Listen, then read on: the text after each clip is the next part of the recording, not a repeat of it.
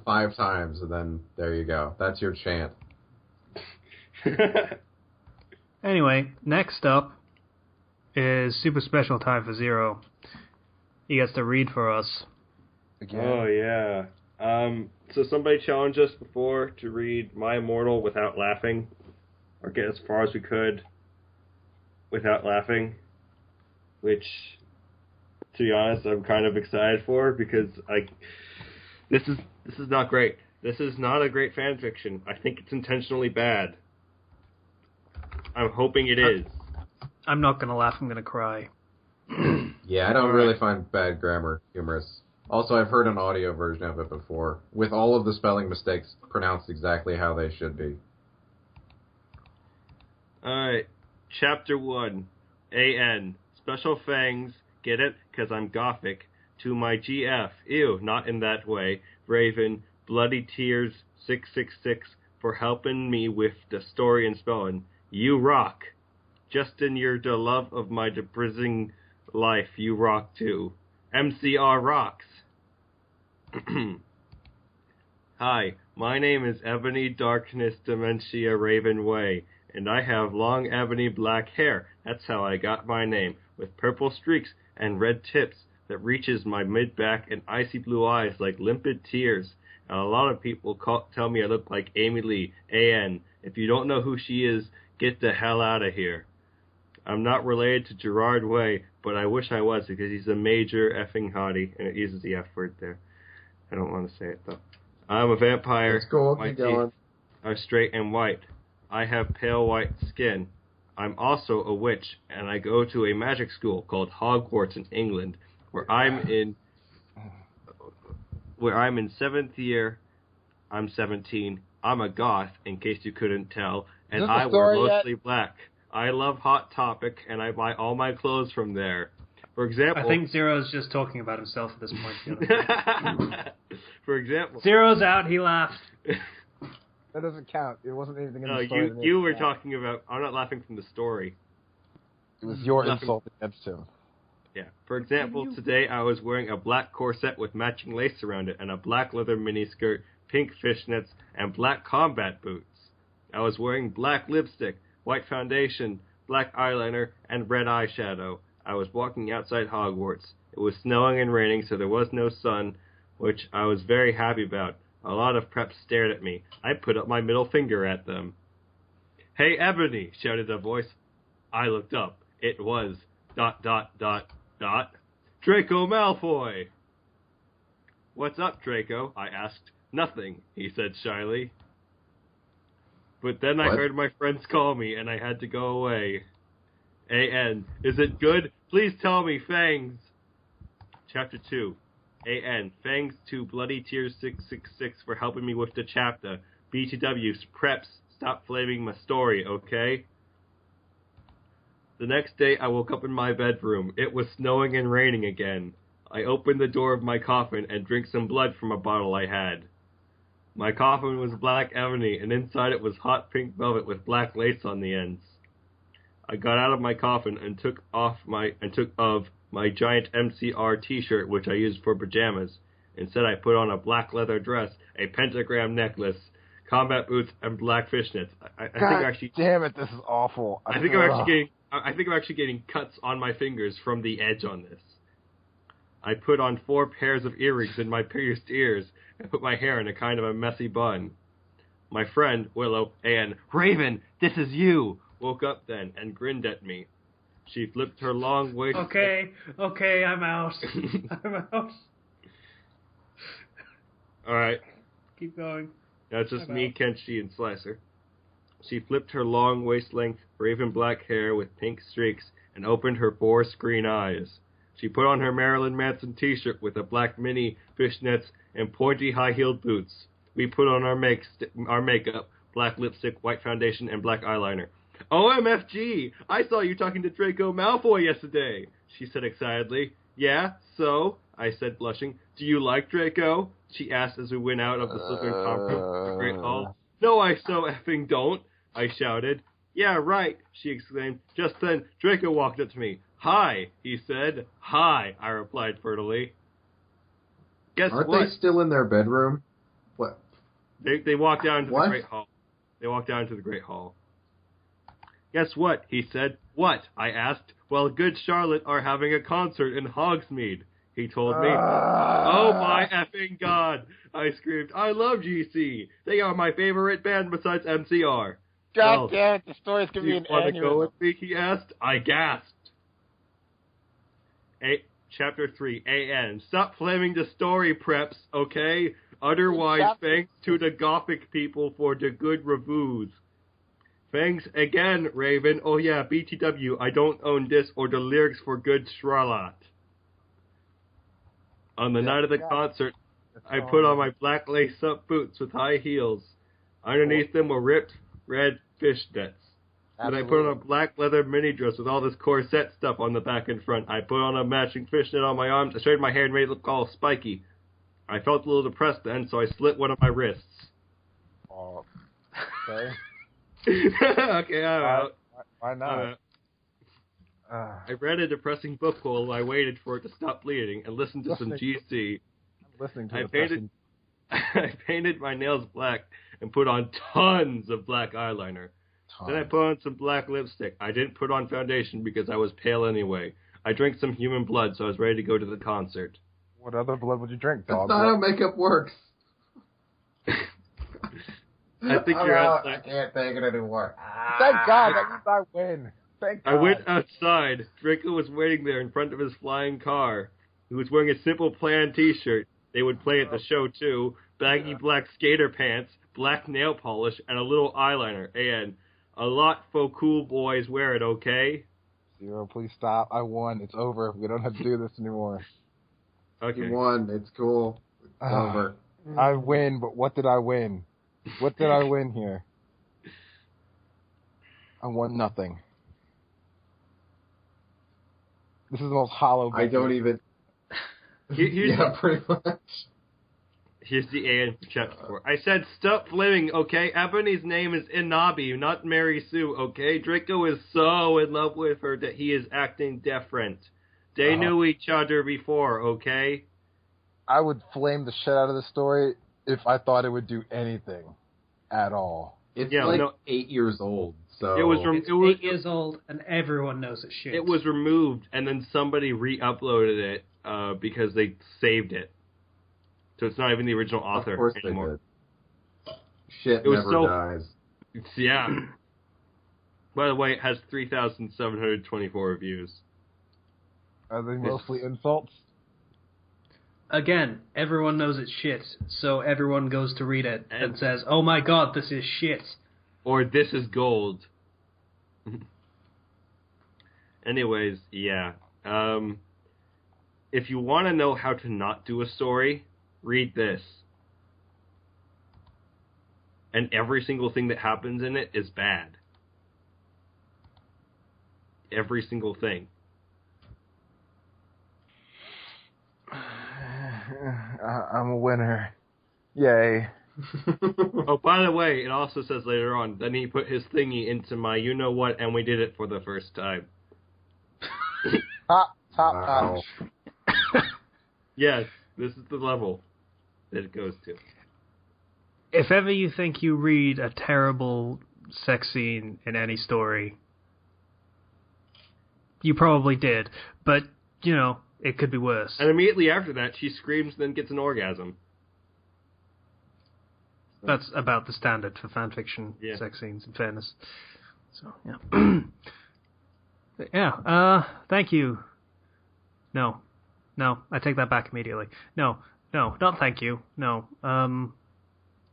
That was a thing you did, Zero. You did a thing.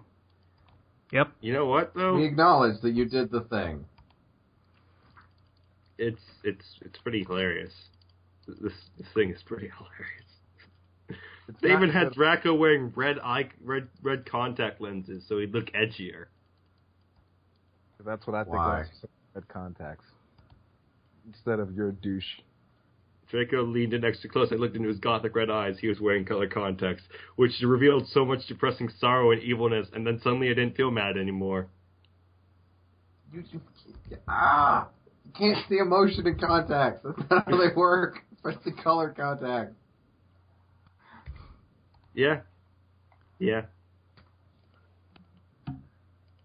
Recommendations. Anyone got any? God damn it. So where do I go? I recommend you don't read Armada by Ernest Cline and that you read My Immortal instead. I recommend that you don't read that. Please don't do that, ever. I'm going to have to link it now, you realize? Yes, and that's exactly what I wanted. I am sorry, viewers. Listeners, whichever you prefer. Well, I assumed that they would be reading along with us, right? To just get a look at how bad the spelling and grammar is. That's what Link Dump is for, to have them experience what we experience. Yeah. Somehow. Yeah, on a better note, I guess, everyone should watch A Million Ways to Die in the West. It's really funny. It is. I'll second that.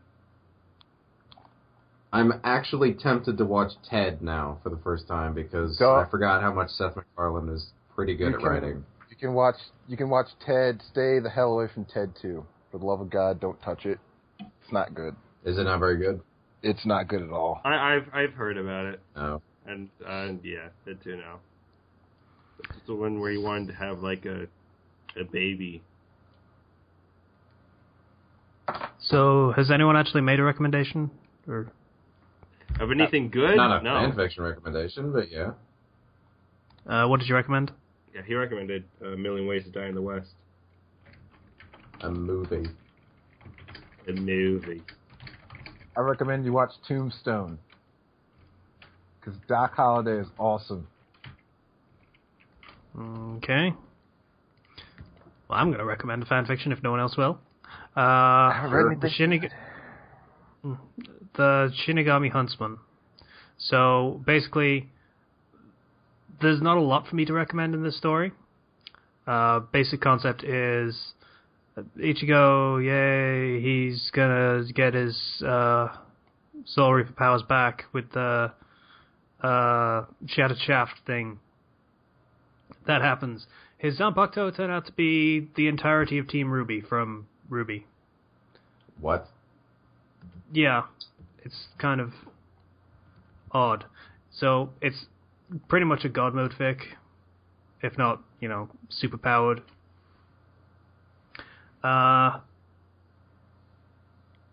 Plot-wise, it's not amazing. There's not overly much that makes it stand out from most fanfiction of its ilk, but the character interaction is pretty good and amusing, surprisingly enough. So the actual writing of the dialogue between characters is actually pretty snappy and flows quite well. The characters get a good banter going a lot of the time, which is fun.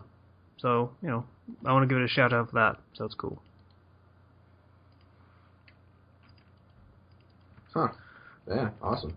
Actually, I have kind of a reverse recommendation. I've been watching a lot of movies recently because I found a site that has a lot of them on it. So if the fans have any recommendations for movies I should watch, hey, comment. I'd like to hear what you have. First of all, watch Tombstone. That was on the list, yes. Because you just recommended it. Then watch The Raid, and then The Raid 2. All right. And thank me later. I already knew they were good. They were on the list. Battle Royale. That one sounds kind of familiar. I think I've seen that one. It's basically, what was the name of that? The Hunger Games. That was it. The Hunger Games basically ripped off that film. Oh, that's where I heard it. Okay, yeah. Yeah. Basically, a class of Japanese students are chosen at random from all Japanese students everywhere to kill each other for sport. Huh. Okay, then. Yeah, and after that, it's basically Hunger Games. They kill each other a lot, only there's lots and lots of gore, and it has a pretty funny ending. Even if it wasn't probably intended to be funny, it's kind of funny. Yeah. Speaking about Japan, for some reason, reminds me of the show called Most Extreme Elimination Challenge. I love that show. Wait.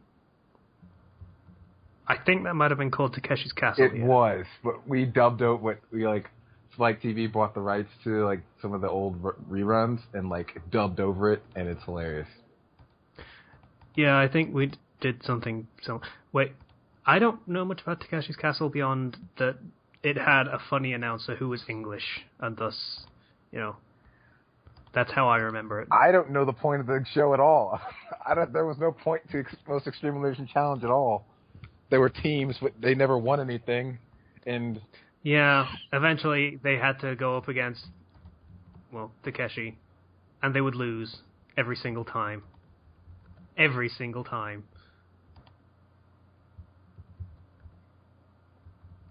It was kind of sad, really. Anyway, that was a good show, though. I'll agree with you. It was a fun show. Basically, the predecessor to Wipeout. I think that's the one that replaced it. Yeah, only that was shit. By comparison, I mean, some people think it's okay, but after you watch Takeshi's Castle, it just seems kind of tame. That's fair enough. We gonna wrap up then, because I gotta head out. Yeah. All right. So I would do the Patreon thing, but it hasn't gone through as yet, so it's gonna have to be next week. But I would like to thank everybody for listening to the Fandom Flux Podcast, episode 101. We did not do a video podcast this week because License Connection is shit. It's pretty bad. We're still revisiting whether we're going to do that again in future. Possibly. I don't see why not. If we can actually get it done, then we'll do it. If you would like to donate on Patreon, we would appreciate it. That would be great. If you'd like to get in contact with us, you can do so through the YouTube channel through comments. To remind everyone, the link dump is now in the YouTube description because we got rid of the Blogspot page. Well, we didn't get rid of the Blogspot page, but we're not using it anymore. It's still there if you want to look back at the archives and stuff, but... Was there anybody still commenting on there? No. Okay. Basically, since I stopped saying, hey, you can get in contact with us through the Blogspot page, people haven't since I stopped doing that, so... I've effectively been phasing it out. Yeah, people listen to you. Yeah, so that's gone because it was annoying to set up separately when no one else really used it. So, I'd like to thank everybody for listening to the Fandom Flux Podcast, episode 101. Bye now. Goodbye. Bye. See ya.